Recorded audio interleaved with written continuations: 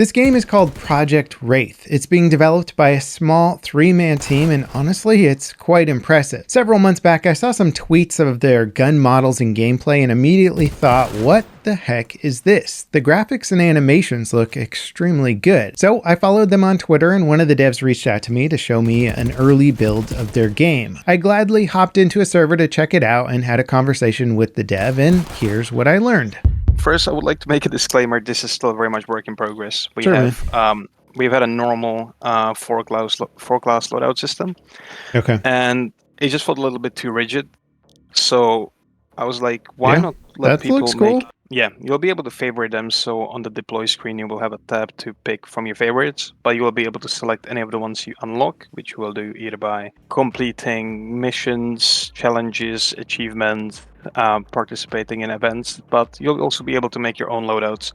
The amount of customization, especially for a character, is not where we want it yet. But for us, it was more about, all right, we have this, let's make sure the system works. The content can come a little bit later. Okay, I'm going to make Assault. Does that make sense? Yeah, that makes sense. So now in the left top corner, you should have your infantry level cap, which should look purple, and have your Daniel Defense Mark 18 there. Nice. You have it?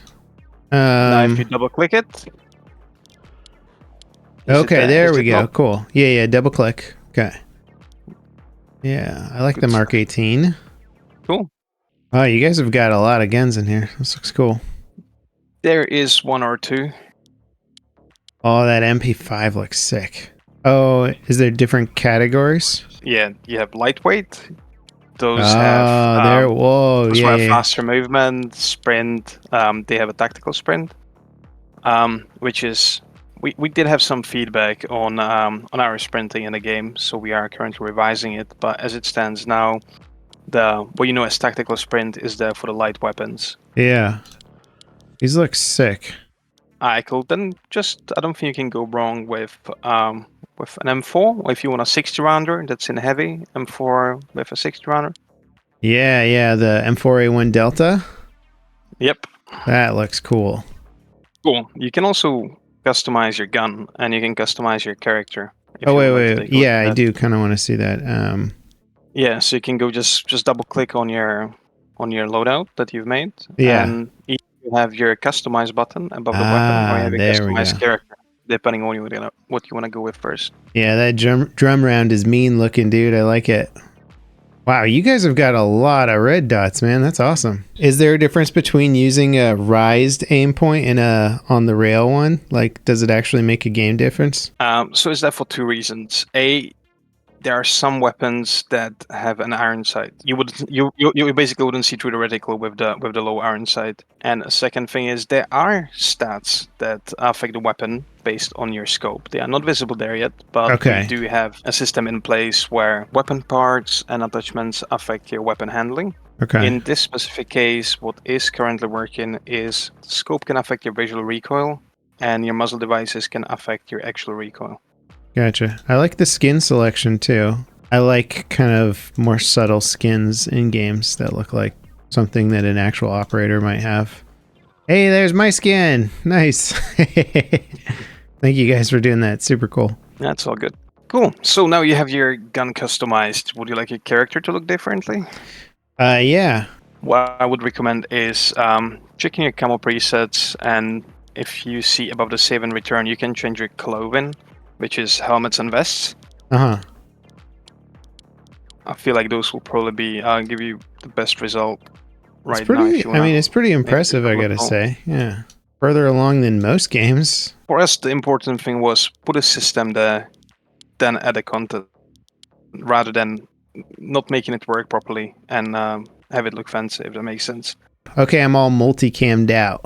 All right, cool. So let's go and shoot each other then. Okay. Oh, I doubled it. Okay, I'm in. Do you not see it cool. or no? I see you. Project Brave testing by level cap. Okay, I'm gonna lower my sensitivity real quick. This looks good. Is this Unreal 4 or Unreal 5? It is Unreal Engine 5. Ah, cool, man. And yeah, the visuals are clean. I like it.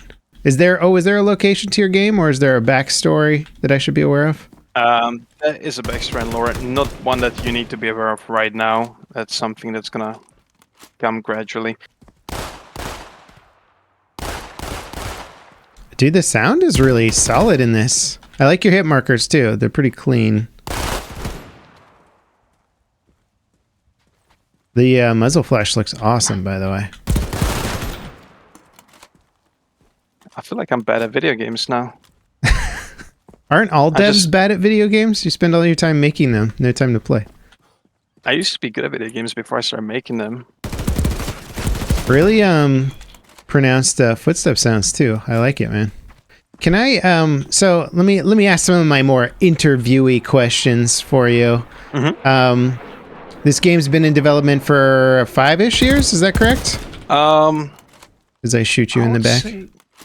From the very, very early days, I would say yes. I would say the most serious development that's been going on has been since before the Kickstarter. Okay. Which was like a really, really big one for us. You know, at the beginning, it all started really like just as a passion project of like, hey, I wonder if we could make a game that we would like. And then the game kept getting a little bit better and better and better. Did you turn on a radio in here?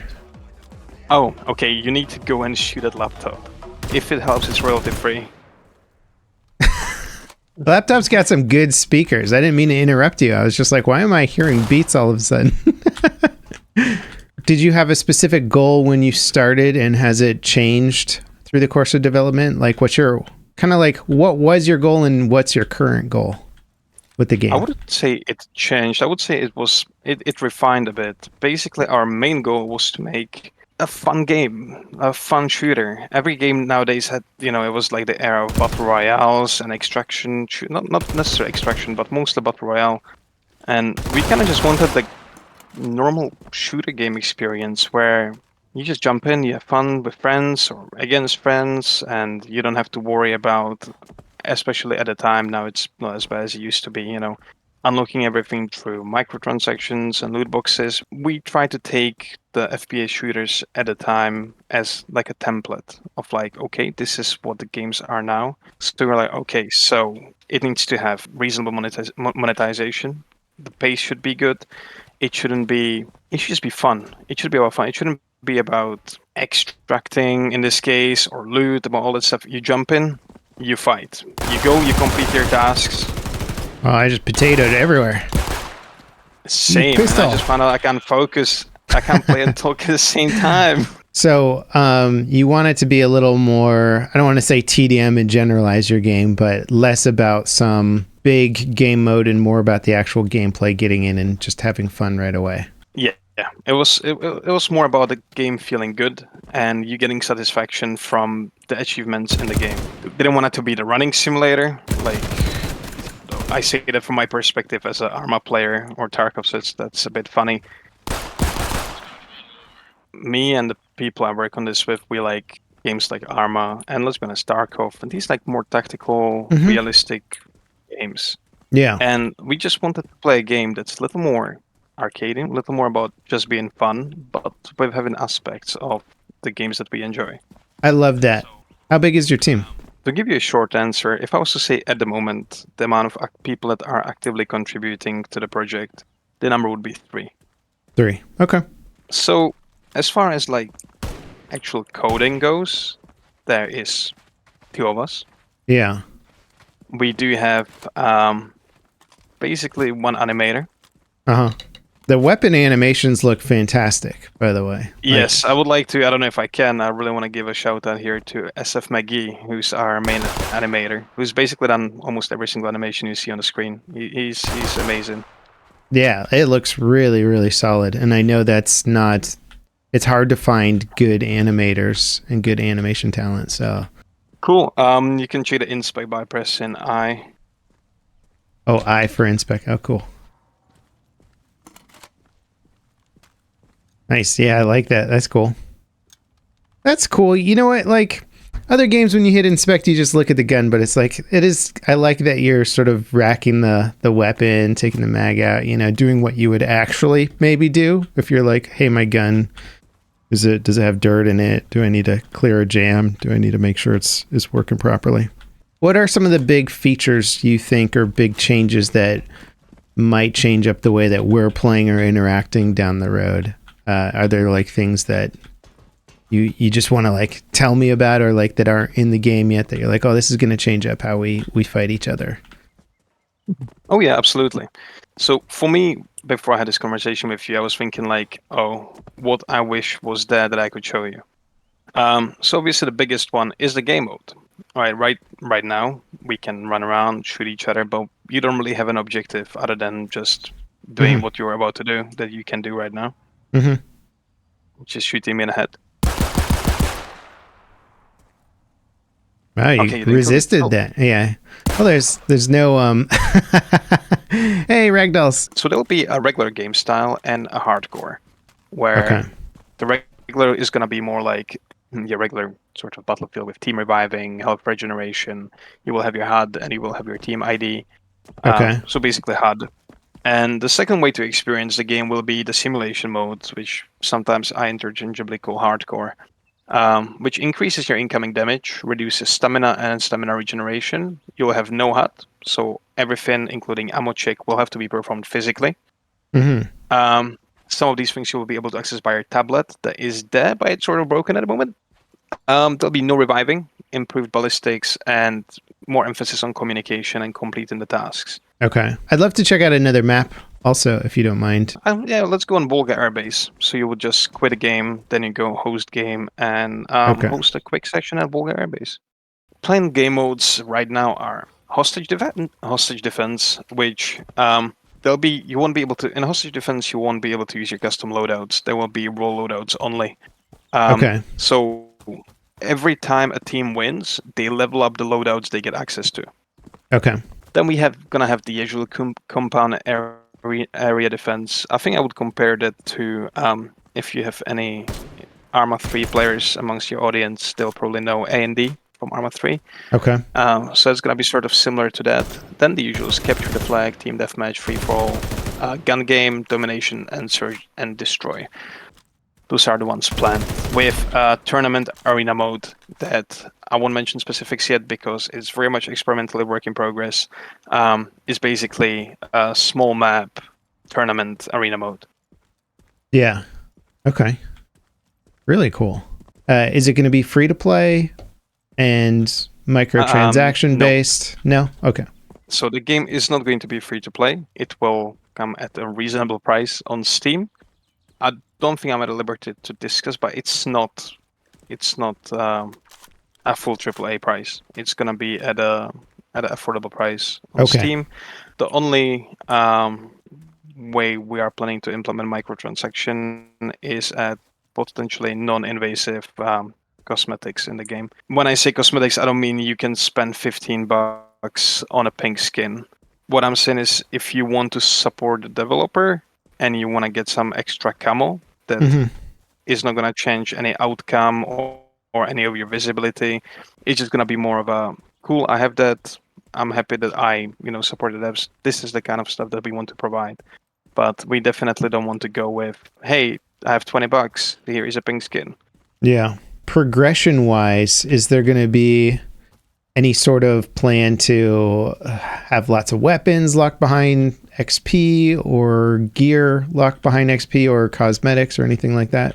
The current idea that is subject to change is that you will have your tier 1 weapons unlocked, and then you will be collecting weapon unlock tokens for playing, not grinding tokens, just like, hey, cool, you're playing, you got enough kills with this type of weapon, here is an unlock point so you can get a better one.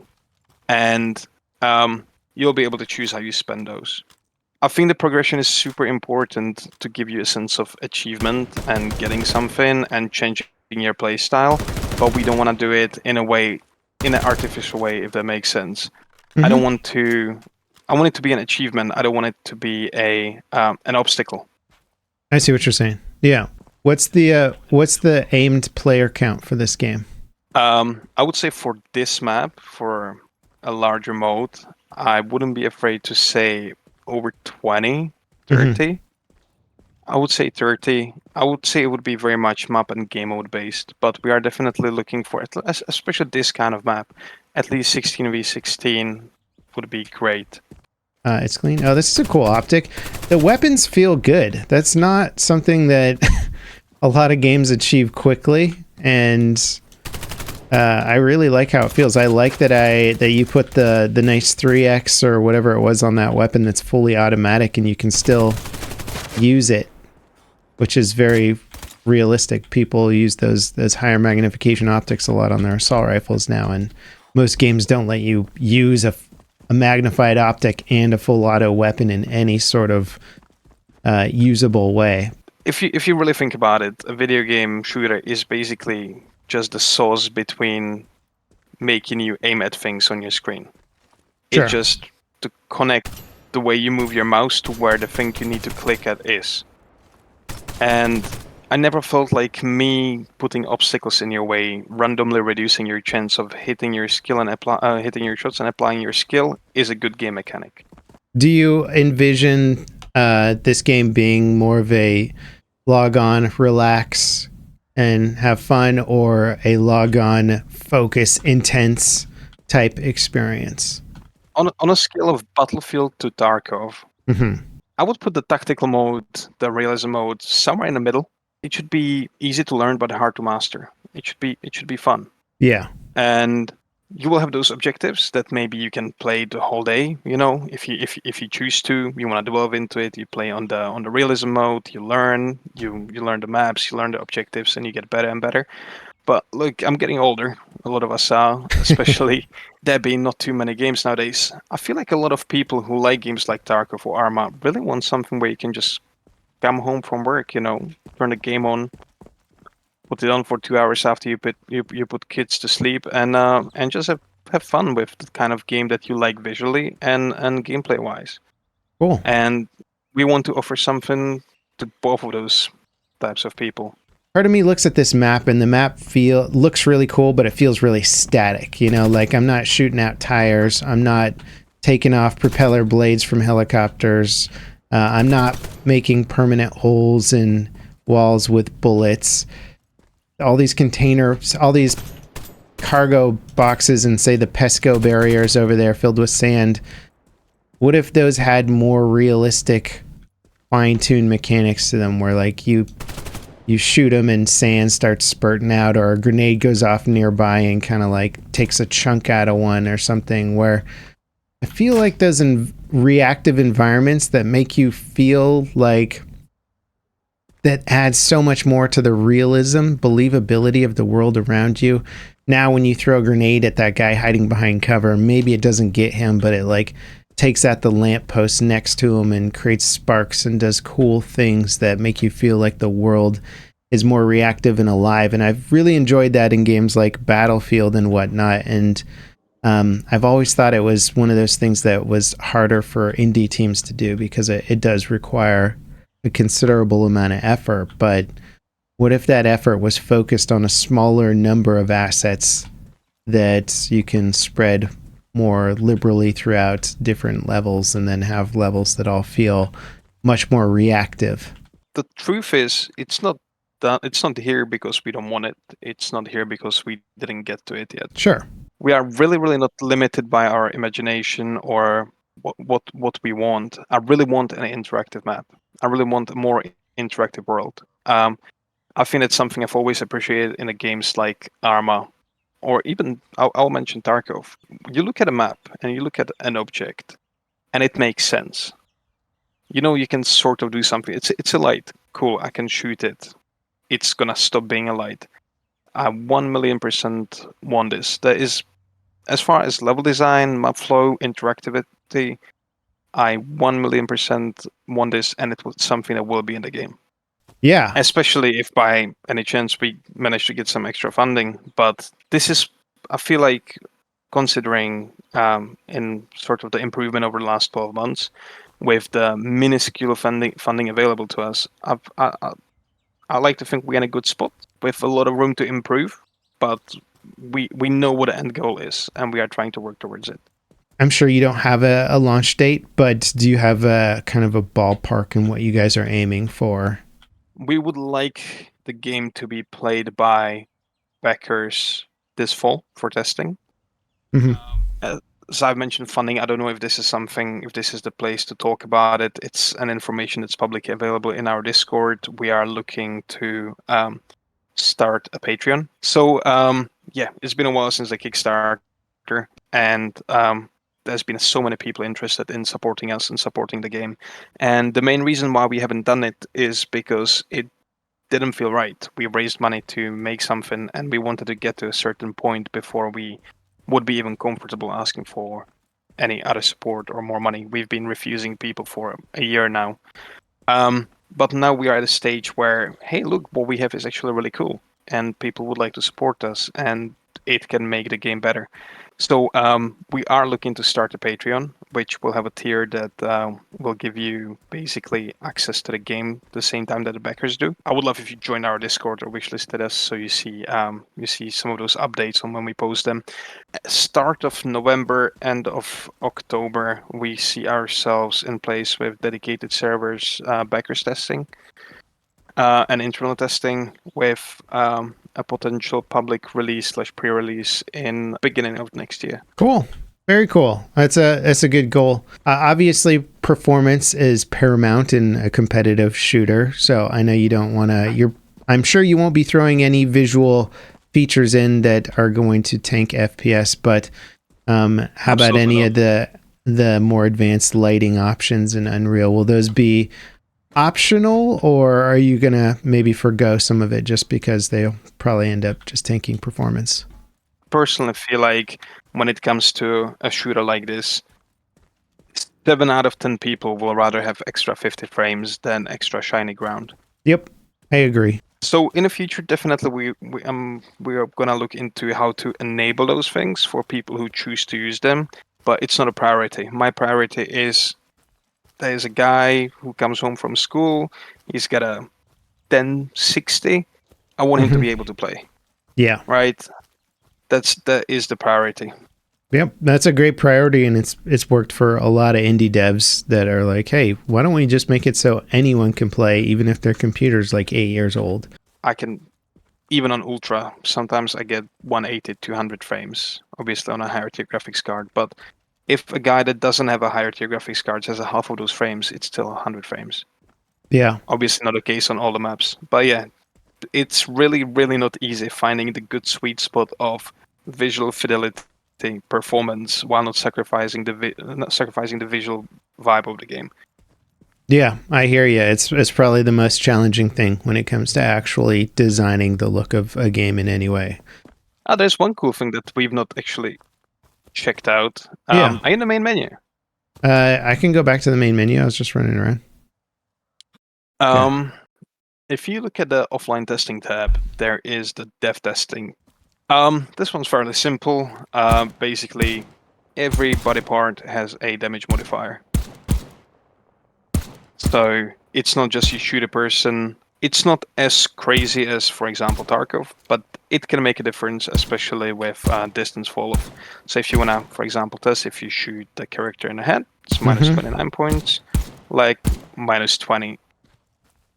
Yeah, I see. Yeah, it's not super extreme. So that is the can I ask what the design philosophy behind this is? Because some games will do like 2x or 3x modifiers for headshots versus, and then like make a major damage penalty for hitting in the leg or something. So I don't think we have a major penalty. This is somewhere in between. We just wanted to add more modularity. Like when you die, you see which part of your body you were killed in. It's just like an extra layer of I wouldn't say complication, but just something we wanted to see in the game. Is there going to be armor, bullet like stuff where like small caliber might bounce off armor or anything like that? We want to take the fun parts and make them accessible, but still make them make sense and make a difference. But yeah, it doesn't need to be like obscenely annoying. You don't need to run into a guy like, oh, I shot him with two magazines, but he had armor level 18. You know, well, fuck me. You don't want to think about what armor that guy had, even though you shot him with 2 mags. If it will make a marginal difference. Noticeable, but not game changing. Mhm. Oh, do you want to press number 9? Not on your numpad, but on your under your F keys. Oh, nice. Thumbs up. Oh, middle finger. Nice. If you press number 7 on your numpad, it pops up the tablet Oh, a that you're gonna be numpad. interacting with for Oh. some things. Oh, hey, yeah. What would you like to call these? Because they're clearly not kill streaks or anything, but These are not going to be kill streaks. Okay. These are gonna be things. It's work in progress. Okay. You'll potentially get them as a reward, I assume, for some type of activity. Yes. Okay. Plans on controlling, or more of a you're on the ground, you call something in, and then it does its thing? They are meant to be more supportive rather than lethal. So, for example, the plan with the cluster strike is you don't actually get a say on where it lands. Mm-hmm. But again, these things, what you see there, it's more about implementing the functionality of the tablet than those specific kill streaks or those specific perks or bonuses. I made you say it. You made me say it. So everything you see on that screen is pretty much a placeholder. You can close it by just switching a weapon. Okay. A lot of, and this is the thing that I really hate about the gaming world right now, but cheaters ruin so many things, and indie devs seem to be sometimes the biggest targets of cheaters, and because they don't have the resources necessarily to implement all the right anti-cheat stuff. We have seen with, say, BattleBit recently, they've done a very good job at implementing a lot of anti-cheat stuff, and even a community-driven system that's been very effective at policing toxic people or cheating in game. Do you guys have plans for that, especially if it's a low entry point price point for the game? That could be, I have no knowledge on how BattleBit is doing it. We do have someone we are consulting this with. It's obviously one of the, as a long-time Tarkov player, I can tell you it's definitely one of the high priority issues. Mm-hmm. As with any good protection system, doesn't matter if it's a game or your house, it's gonna need to be multi-layered. It's gonna need to be a combination of things, of our internal anti-cheat solutions combined with which we will be using as an easy anti-cheat, with reporting, potentially community reviews. It's definitely something we take very seriously. With that being said, unfortunately, what I just said doesn't mean there will be no cheaters in Project Brave. Sure. The same way there will always be cheaters. Obviously, smaller games are usually an easier target because they don't have as much funds or as much hands on deck to really focus on this. But for us, it's a big priority. It's almost as important as the gunplay. Yeah. Anything I'm missing, basically, that maybe you wanted to talk about or communicate to people? Making games is hard. Yeah. I think that's the one, and I think we are very lucky to have a community that's patient with us. People understand that it's hard. We try to show what we're working on, ask them to test things for us. It's hard, and that's why we love it. It's one of the best creative outlets out there. You mentioned at the beginning that you love, you make those videos, and you always were the creative kind of person. I feel like when you like to make things and you like games, there is nothing that feels better than seeing someone enjoy your game. No, I think you hit the nail on the head for what it is to be a game dev. When you have that creative mindset, you want to build something, you want to create a world, you have a vision, realizing that vision and seeing other people play it just seems like you have that bug, you have to do it. And I think that holds true for a lot of creative industries like that, where like, why are you doing this? This seems like a lot of work, a lot of effort, and it could all fail. And you're like, well, I'm driven. I got to do it. And it does appear that you guys are very driven with this game based on just the quality that I'm already seeing at this. And I should reiterate, very early stage in development still. It's many sleepless nights. It's many going to sleep 6 a.m, waking up 10 a.m, and going back to it just because you haven't finished the recall. It's sitting here and spending 6 hours adjusting recoil values for each weapon. It's 90% pain and 10% amazing time, but it's all worth it. Yeah. And that's why I'm saying I really appreciate when people show that they care, that they like it. And honestly, I just really hope we make a good game, and I hope that people get to play it. Cool. Well, thank you so much for inviting me on to look at this game, and I'm excited to continue following it. I'll probably be making a couple more videos on it as progress goes on, and then as it becomes playable. I can't wait to actually get into it and start finding some matches, and that's where I think the real feedback comes, right? Is when it gets opened up and everybody starts blowing each other's heads off, and they're going, the G36C is overpowered, and I can't wait till that phase as well. I'm sure it will be a fun. Trust me, I can't wait. Yeah. Sort of. I just want to thank everyone for the patience, and if they want to support us, they can join a Discord wishlist. So if you want to know more, the best place to follow you guys. Yeah, right now we post the most updates on Discord and on Twitter. The good thing about Discord is we post the Twitter updates on Discord, so you might as well be there in one place. Cool. And wishlist us on Steam.